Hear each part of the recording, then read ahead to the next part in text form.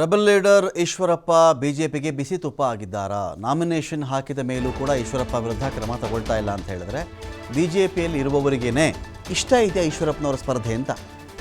ಒಬ್ಬ ವ್ಯಕ್ತಿ ಬಿಜೆಪಿಗೆ ರಾಜೀನಾಮೆ ಕೂಡ ಕೊಟ್ಟಿಲ್ಲ, ಬಿಜೆಪಿ ಅವ್ರನ್ನ ಉಚ್ಚಾಟನೆ ಕೂಡ ಮಾಡಿಲ್ಲ, ಒಂದೇ ಒಂದು ಶಿಸ್ತು ಕ್ರಮ ಕೂಡ ಜರುಗಿಲ್ಲ ಈಶ್ವರಪ್ಪ ಅವರ ಮೇಲೆ. ಆದರೆ ಈಶ್ವರಪ್ಪನವರು ಬಿಜೆಪಿಯ ಅಫಿಷಿಯಲ್ ಕ್ಯಾಂಡಿಡೇಟ್ ವಿರುದ್ಧವಾಗಿ ಪಕ್ಷೇತರ ಅಭ್ಯರ್ಥಿಯಾಗಿ ಇದೇ ಶಿವಮೊಗ್ಗದಲ್ಲಿ ನಾಮಿನೇಷನ್ ಹಾಕಿದ ಮೇಲೂ ಕೂಡ ಅವ್ರ ಮೇಲೆ ಕ್ರಮ ಆಗ್ತಿಲ್ಲ ಅಂತ ಹೇಳಿದ್ರೆ ಯಡಿಯೂರಪ್ಪ ಅವರ ವಿರುದ್ಧವಾಗಿ ಬಿಜೆಪಿಯಲ್ಲೇ ಅನೇಕರಿಗೆ ಅಸಮಾಧಾನ ಇದೆಯಾ? ಯಡಿಯೂರಪ್ಪ ಅವ್ರ ಮಗ ಸೋಲಿ ಅಂತ ಆಸೆ ಇದೆಯಾ ಅಂತ ಪ್ರಶ್ನೆ ಬಂದ್ಬಿಡುತ್ತೆ. ಉಚ್ಚಾಟಿಸ್ಬೇಕಿಲ್ಲ ಅಂದರೆ ಶಿಸ್ತು ಕ್ರಮ ಜರುಗಿಸ್ಬೇಕು, ಶೋಕಾಸ್ ನೋಟಿಸ್ ಕೊಡಬೇಕು. ಏನೂ ಮಾಡ್ತಿಲ್ಲ ಅಂದರೆ ಬಿಜೆಪಿಯಲ್ಲೇ ಇದ್ದಾರಂತೆ, ಪಕ್ಷೇತರವಾಗಿ ಸ್ಪರ್ಧೆ ಮಾಡ್ತಾರೆ ಅಂದರೆ ಯಾವ ಥರ ಇದು? ವಿಪ್ ಉಲ್ಲಂಘನೆ ಮಾಡಿದ್ರೆ ಅದು ಮಾಡಿಬಿಡ್ತೀನಿ ಇದು ಮಾಡಿಬಿಡ್ತೀನಿ ಅಂತ ಮಾತಾಡ್ತಾರಲ್ಲ. ಈಶ್ವರಪ್ಪ ಅವರು ನಾಮಿನೇಷನ್ ಹಾಕಿದ ಮೇಲೂ ಕೂಡ ಕ್ರಮ ಇಲ್ಲ ಅಂತ ಹೇಳಿದ್ರೆ ಅರ್ಥ ಏನು? BSY ಕುಟುಂಬವನ್ನೇ ಟಾರ್ಗೆಟ್ ಮಾಡ್ತಾ ಇದ್ದರೂ ಕೂಡ ಉಚ್ಚಾಟನೆ ಆಗಿಲ್ಲ ಅಂದರೆ BJP ಒಳಗಡೆ ಈಶ್ವರಪ್ಪನವರಿಗೆ ಯಾರ ಸಹಕಾರ ಇದೆ? RSS ಬೆಂಬಲ ಇದೆಯಾ ಇವರಿಗೆ? ಸಂತೋಷ್ ಅವರ ಸಹಭಾಗಿತ್ವ ಇದೆಯಾ ಇದರಲ್ಲಿ?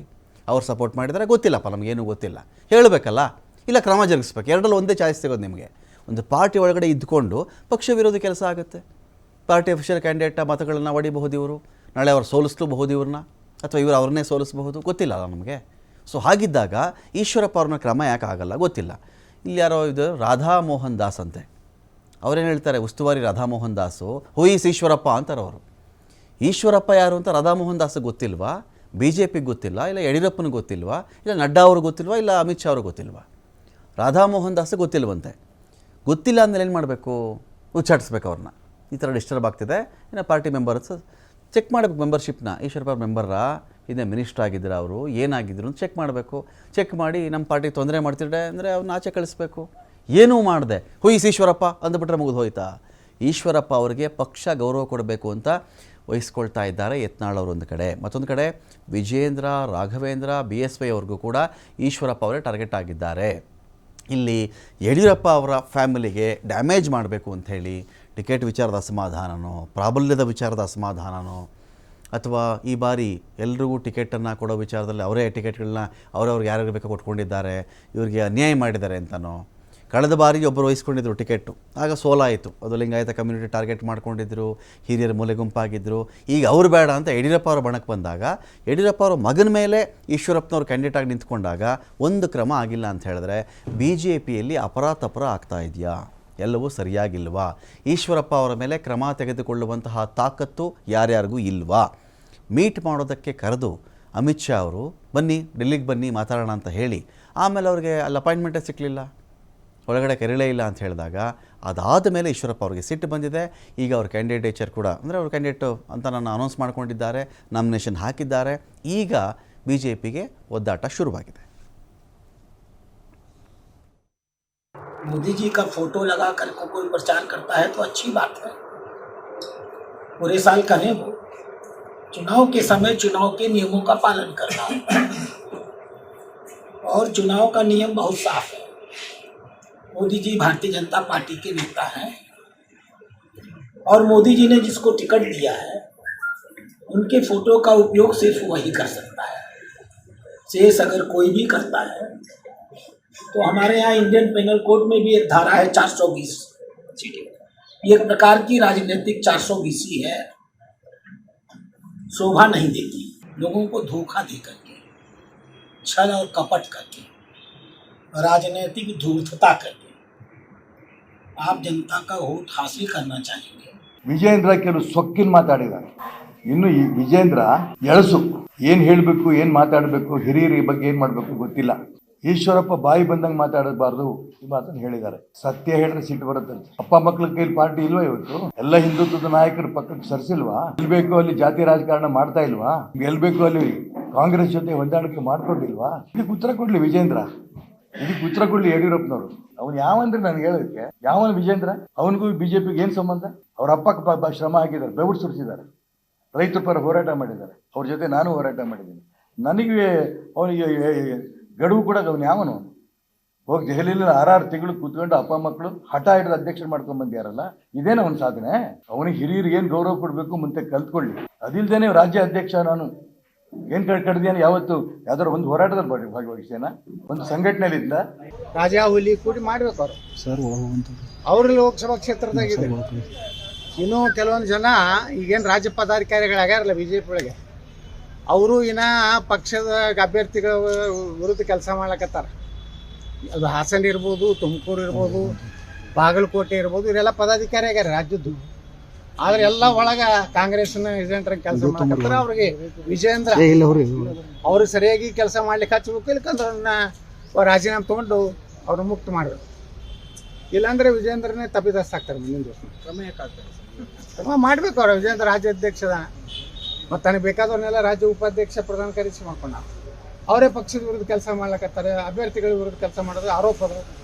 ಆ ಕ್ರಮ ತಗೊಳ್ಳಿಲ್ಲ ಅಂದ್ರೆ ವಿಜೇಂದ್ರನೇ ತಲೆದಂಡ ಹಾಕ್ಬೇಕಾಗ್ತದೆ. ಮುಂದೆ ಎಚ್ಚರಿಕೊಳ್ಳಕ್ಕೆ ನಾನು ಬಯಸ್ತಾ ಇದ್ದೀನಿ. ಮಾತೃ ಹೃದಯದ ಪೂಜ್ಯ ತಂದೆಯವರು ಹಾಗೂ ಮಾತೃ ಹೃದಯದ ಪೂಜ್ಯ ತಂದೆಯವರ ಕಿರಿಯ ಮಗ ಹಾಗೂ ಮಾತೃ ಹೃದಯದ ಪೂಜ್ಯ ತಂದೆಯವರ ಹಿರಿಯ ಮಗ 3 ಮಂದಿ ಕೂಡಿ ಗೌರವ ಕೊಡೋದು ಕಲೀಲಿ.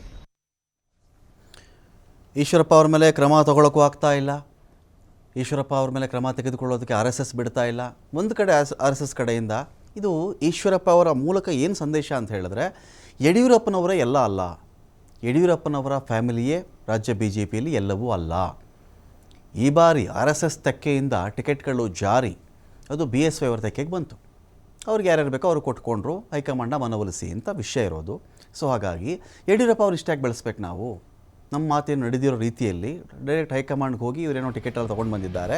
ಹಾಗಾಗಿ ಯಡಿಯೂರಪ್ಪ ಅವರ ಕಡೆಯ ಕ್ಯಾಂಡಿಡೇಟ್ಗಳನ್ನ ಸೋಲಿಸಬೇಕು ಅಂತನಾ? ಯಡಿಯೂರಪ್ಪ ಯಾರಿಗೆ ಟಿಕೆಟ್ ಕೊಡಿಸಿದ್ದಾರೋ ಆ BJP ಕ್ಯಾಂಡಿಡೇಟ್ಗಳನ್ನ ಸೋಲಿಸಬೇಕು ಅಂತೇನಾದರೂ RSSನ ನಡೆ ಇರಬಹುದಾ? BSY ಕುಟುಂಬ ಕಂಟ್ರೋಲ್ ಮಾಡಬೇಕು ಅಂತಾನೆ ಈಶ್ವರಪ್ಪ ಅವ್ರನ್ನ ಮುಂದೆ ಇಟ್ಕೊಂಡು ಸಂಘದ ಚದುರಂಗದಾಟ ಶುರುವಾಗಿದೆಯಾ?